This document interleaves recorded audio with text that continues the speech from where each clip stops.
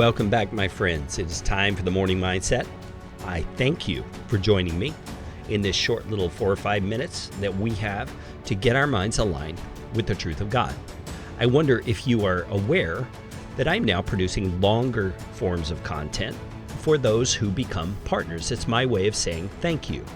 I've already produced a couple of audios. One of them is a sermon that I had preached at a local church some time back, and the other is just some thoughts off the top of my head in response to a listener who was asking some questions about our previous topic of submission. And I would love for you to have access to that content. You can find out how to get access by going to careygreen.com/partners, and you'll find out how you can become a partner and receive that content regularly as it comes out.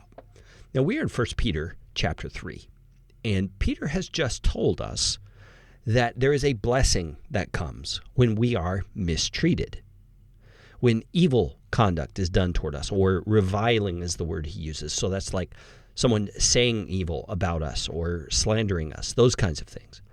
And he's saying when we are mistreated that way, and instead of returning the favor, so to speak, and treating that person the same way, we bless them instead, there is a great blessing that comes back to us. And here's what he says. He says, whoever desires to love life and see good days, let him keep his tongue from evil and his lips from speaking deceit. Let him turn away from evil and do good. Let him seek peace and pursue it. For the eyes of the Lord are on the righteous, and his ears are open to their prayers. But the face of the Lord is against those who do evil.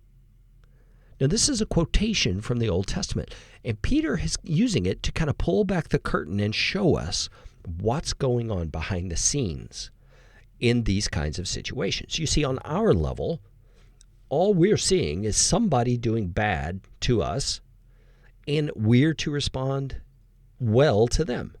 And that feels kind of, out of place. It feels a little awkward to us because it seems like something's not level there. There's not justice being done. But Peter's pulling back the curtain and he's saying, no. When you recognize that keeping your tongue from evil and your lips from speaking deceit, when you realize that turning away from doing evil and doing good instead and seeking peace with other people is your role, there's something that happens when you do that way. Because here's the key verse. It's in verse 12. He says, the eyes of the Lord are on the righteous. Okay, so that's his eyes. He's watching you. He's looking. He's aware of everything going on in your life. And his ears are open to their prayer.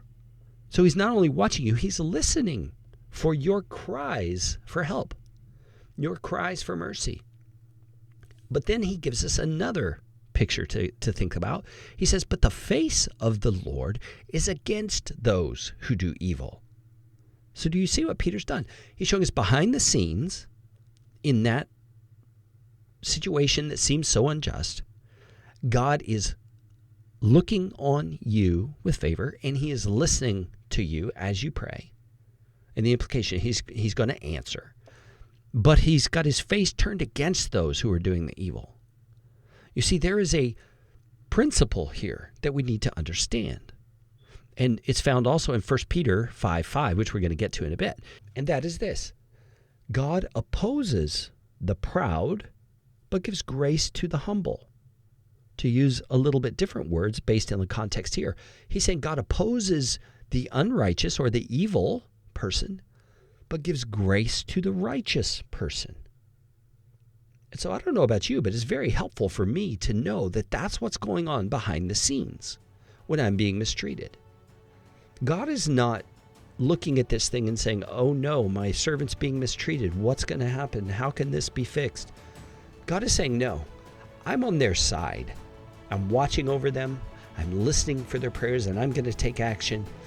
And I'm actually quite perturbed with those people who are doing evil. And I don't know about you. I wouldn't want to be the one who's in the crosshairs of God's anger, like an evil person is characterized to be in this particular passage. So my friends, take hope, take heart, that God is with you in those difficult times. And when you bless instead of cursing, you will be blessed.